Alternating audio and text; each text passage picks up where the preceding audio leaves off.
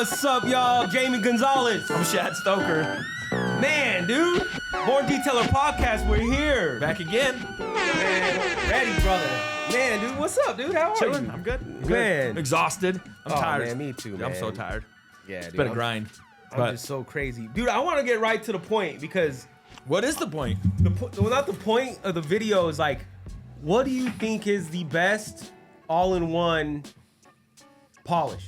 Or cutting, polish, protection? The best all-in-one, man. That's kind of a loaded question because it's like So what do you like when you're using if you're polishing at home or whatever?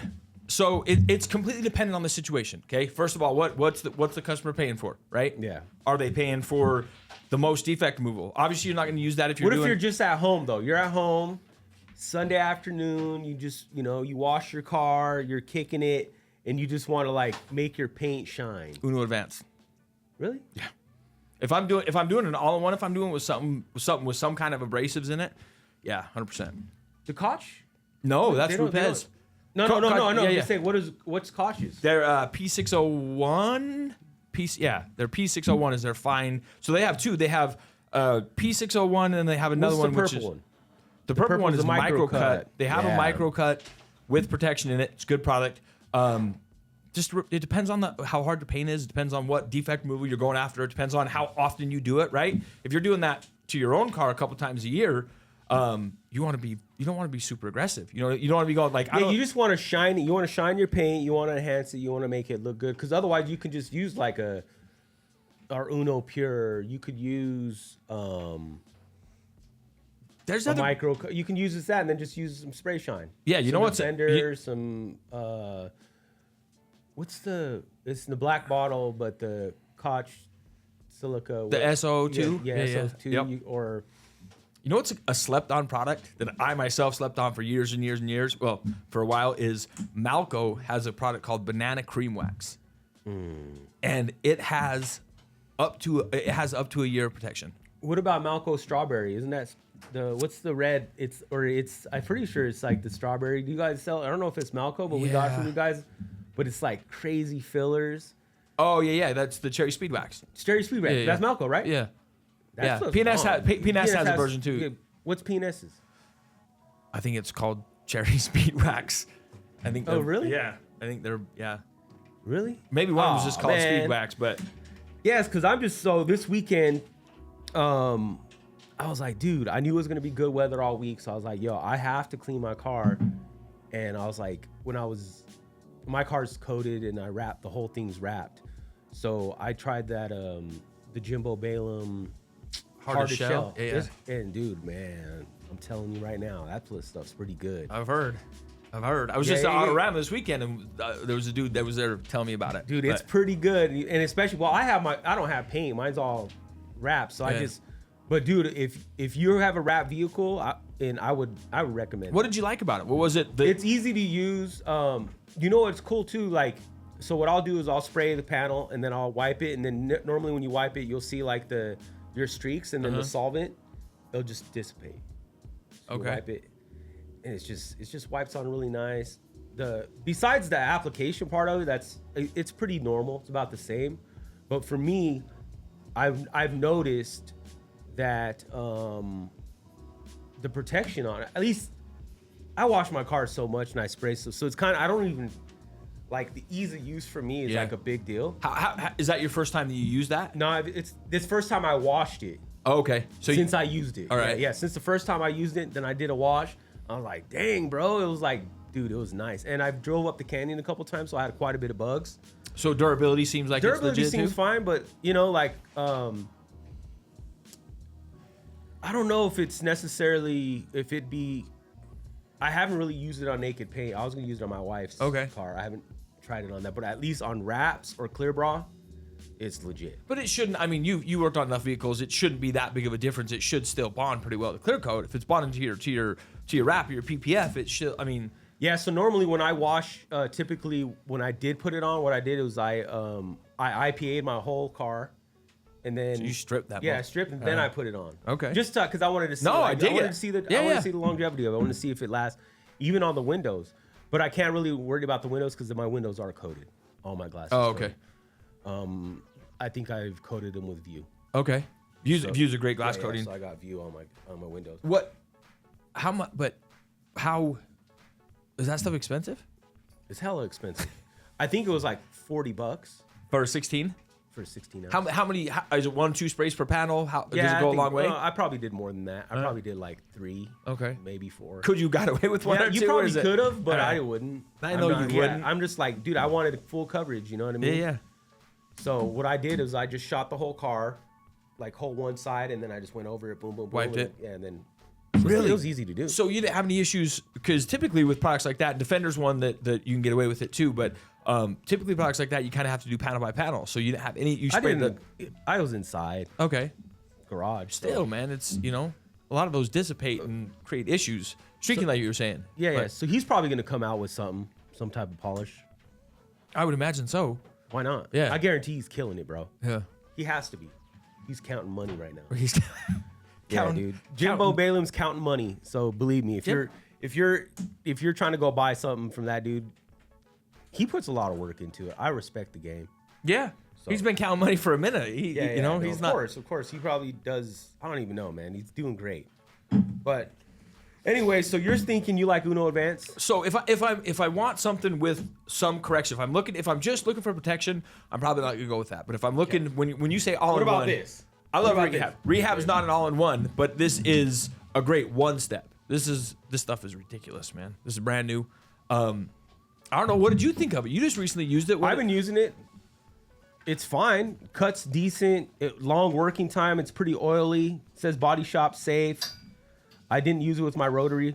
I actually really like it. I don't have any really no complaints yet because I haven't used it enough to really like. Wipe off's decent. I would say the working time, the main thing. I say it definitely when you're hitting. This probably be good for outside too. Yeah, because it stays wet. So you can work on hot panels. Mm-hmm. You know what I mean? So yeah, I don't know. I think that's one of my favorite things about it is the more you work it, smooth residue removal, body shop safe. It's the easiest wipe off. I mean, there's no protection in here. Nope. Which is cool. So. When we were at Autorama last weekend, I actually did a demo with this, and one of the dudes was like, "Oh, is it just all the oils left behind tonight?" So I sprayed it afterwards to strip all the oils, and it was still obviously it's a smooth surface because I just corrected it, but it doesn't leave a ton of fillers behind from my experience. So which is I love because I hate even when I was using like Uno Pure. Yeah. One thing I noticed too, like. You can after time after you're done. Sometimes there is some slight residue, so it'll build up like a white. Mm-hmm. Around the edges if you didn't get them right. So I want to see what this is, which is not really an issue. I feel like most stuff like that, you just make sure you had to wipe really well, or like in your final wipe down. Yeah. With, if you're doing IPA or you're just doing like a bead maker or, oh, bro, the stuff I really like from Alco, Showroom Shine, bro. Oh yeah. Ooh, that smells amazing. Have you ever tried Surface Shine? No. Oh man, it's like Showroom on bro. It smells so good, dude. I don't know what about that stuff. It's just They really haven't changed any of their stuff either, huh? They have, but it's been very undercover. We actually had John Miller we had Seth Glauberman. I'm gonna kill his last name. It's Glauberman out. He's the president of Malco. We had him out like 4 or 5 weeks ago. Just out chopping it up about products. And then we had John Miller, who's like their product specialist, came out 2 weeks ago and did kind of some internal trainings and talked about some of their new products. But yeah, they kind of undercover, like make things better all the time. They're one of the few people. They just don't change the name. Yeah, right. They're one of the few people in the game that produce their own products. PNS is one, Malco's one. They make from start to finish. They make all their own products. So when they improve stuff, it's not like a huge ordeal. They just make it. They continue to make it better at the same price and at the same. It's not a version 2. It's not. So they have a lot of really slept on products. So when it comes to marketing, they should probably do that. Mm-hmm. Branding. They should probably start announcing that. Yeah. Yeah. They should. Because otherwise, people.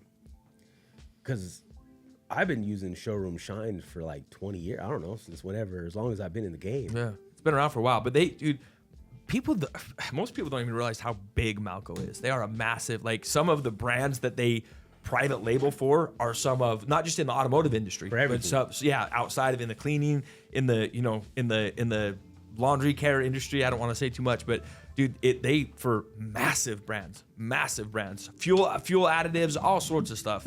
Malco's huge, and they're good people, man. We've worked with Malco. We've been a distributor for Malco for coming up on 30 years, and they've been great to work with. They're just good people. That's dope. What was the problem you ran into? A problem I ran this into week. Since the last time I talked to you, what was the obstacle that was like, man, dude, why did this, like, man, what's the problem? Because you guys were at Autorama this weekend.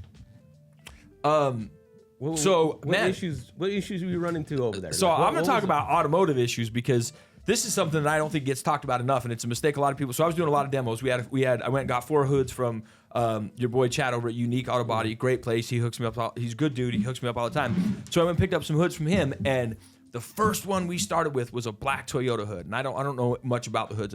They're scrap hoods, right? Yeah. So I had a guy that was a detailer that was asking me a bunch of questions about paint correction. And, you know, he thought he, you know, had the game cornered, and I walked him through. We talked about test spots, you know, and he's like, no, this needs this. This is where I would start. I'm like, let me just show you. You're taking my class, bro. Well, they were just little demos, but you know, I'm just like, let me show you. And he just kind of kept arguing with me. I'm just like, just hear me out, right? Just let's walk through this. So we started with a fine pad, a yellow pad, and a fine polish.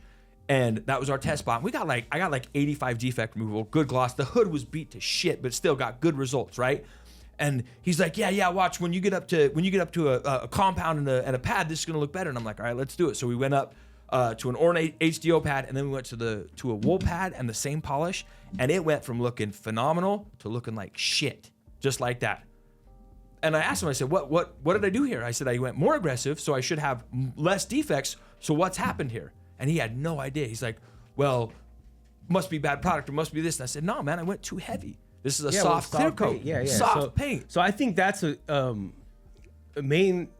Yeah, you need to know what kind of clear coat. That's why test spots are a big deal. And you know, especially with Japanese, I would say Honda too, Subaru, all those are pretty similar. Like I think they are generally pretty soft. But then you get a lot of these but that's in a GM too. GM's real soft.